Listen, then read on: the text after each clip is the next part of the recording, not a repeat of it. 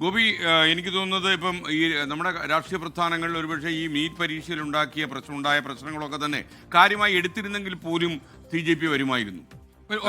CJP ഒരു ചരിത്ര ദൗത്യമായിട്ടാണല്ലോ കാണുന്നത്. പക്ഷേ CJPക്ക് കരുത്താർജിക്കാൻ പഴയതുപോലെ കഴിഞ്ഞില്ല, അല്ലെങ്കിൽ അവരുദ്ദേശിച്ച പോലെ കഴിഞ്ഞില്ല, അല്ലെങ്കിൽ നമ്മളൊക്കെ പ്രതീക്ഷ പോലെ ഒരു ശരി നമ്മൾ കൂടുതൽ പ്രതീക്ഷയാണോ എന്നറിയില്ല.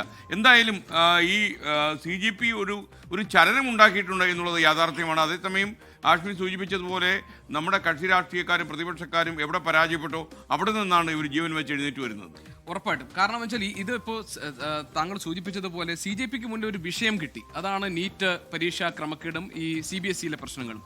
പക്ഷേ അതൊന്നും അല്ലെങ്കിലും CJP വരുമായിരുന്നു. കാരണം പരിഹരിക്കപ്പെടാതെ കിടക്കുന്ന യുവാക്കളുടെ ധാരാളം പ്രശ്നങ്ങൾ, തൊഴിലില്ലായ്മ ഉൾപ്പെടെയുള്ള പ്രശ്നങ്ങൾ, രാഷ്ട്രീയ അസ്ഥിരത ഉൾപ്പെടെയുള്ള പ്രശ്നങ്ങൾ, ഈ പ്രശ്നങ്ങൾ അവർ ഏറ്റെടുക്കുന്ന ഒരു ഘട്ടത്തിലേക്ക് എത്തുമായിരുന്നു. പക്ഷേ എനിക്ക് തോന്നുന്നു നേരത്തെ ഹാഷ്മി സംസാരിച്ചപ്പോൾ ഞാൻ പറഞ്ഞൊരു കാര്യം തെറ്റിദ്ധരിച്ചു എന്ന് സംശയമുണ്ട്. കാരണം ഇന്ത്യ എഗെയിൻസ്റ്റ് കറപ്ഷൻ എന്ന ആ മൂവ്മെന്റിനെ ഞാൻ CJPയുമായി താരതമ്യം ചെയ്തിട്ടില്ല. ഞാൻ പറഞ്ഞത് ഇത്തരം കൂട്ടായ്മകളെ രാഷ്ട്രീയ പാർട്ടികൾ പേടിച്ചു തുടങ്ങിയത് ഇന്ത്യ എഗെയിൻസ്റ്റ് കറപ്ഷൻ ഒരു രാഷ്ട്രീയ സ്വഭാവം വന്നപ്പോഴാണ്. സത്യത്തിൽ അണ്ണാ ഹസാരയ്ക്ക് ഇതൊരു രാഷ്ട്രീയ പാർട്ടിയെ രൂപപ്പെടുത്തണമെന്ന ആഗ്രഹമില്ലായിരുന്നു.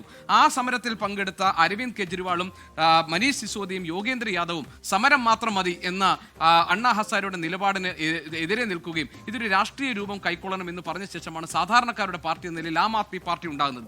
CJPയെ സംബന്ധിച്ച് അങ്ങനെയല്ല. എനിക്ക് തോന്നുന്നു അവർക്ക് വ്യക്തമായ രാഷ്ട്രീയ ലക്ഷ്യങ്ങൾ ഉണ്ട് എന്നാണ് എനിക്ക് തോന്നുന്നത്. അതിന്റെ ഒരു സൂചനയാണ് ഇന്ന് അഭിജിത് ദീപ്കെ പറഞ്ഞത്. വരും ദിവസങ്ങളിൽ ഈ പ്രക്ഷോഭം കൂടുതൽ ശക്തമാകാൻ പോകുന്നത്. ഞാൻ കരുതുന്നത് SKN ഇതൊരു ദേശീയ മൂവ്മെന്റായി മാറ്റാൻ അവർക്ക് പദ്ധതിയുണ്ട്. ആ പദ്ധതി വിജയിക്കണമെങ്കിൽ അവർക്ക് ജനങ്ങളെ അടിത്തട്ടിൽ ബാധിക്കുന്ന പ്രശ്നങ്ങളിൽ അവർ ഉയർത്തുന്ന ആശയങ്ങളും മുദ്രാവാക്യങ്ങളും എന്താണെന്നുള്ളതാണ്. നമുക്കറിയാം, ഏറ്റവും ജെൻസി തലമുറ അവരുടെ ആശയവിനിമയ സംവിധാനവും അവരുടെ സംസ്കാരവും മറ്റൊന്നാണ്. സത്യത്തിൽ അവരുമായി ഒരു ആശയ സംവേദനം നടത്തണമെങ്കിൽ നമ്മൾ തന്നെ പരിശീലിക്കപ്പെടേണ്ടുന്ന ഒരു കാലഘട്ടത്തിലാണുള്ളത്.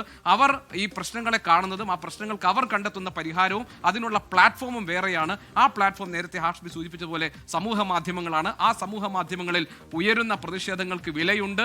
ഇപ്പോൾ നിശബ്ദരായിരിക്കുന്ന ഈ തലമുറ, ഈ യുവകൂട്ടം, അവർ നാളെ ഇതൊരു രാഷ്ട്രീയ രൂപമുണ്ടായാൽ അത് വോട്ടുകളായി മാറില്ല എന്ന് നമുക്ക് പറയാൻ കഴിയില്ല. അതുകൊണ്ട് CJPയുടെ ഇപ്പോഴത്തെ നീക്കങ്ങൾക്ക് രാഷ്ട്രീയ പ്രസക്തിയുണ്ട്. അത് തെരുവിൽ കാണുന്ന തല എണ്ണിക്കഴിഞ്ഞാൽ അത് തല എണ്ണിക്കൊണ്ട് അവരുടെ പ്രസക്തിയെ നമുക്ക് മനസ്സിലാക്കാൻ കഴിയും.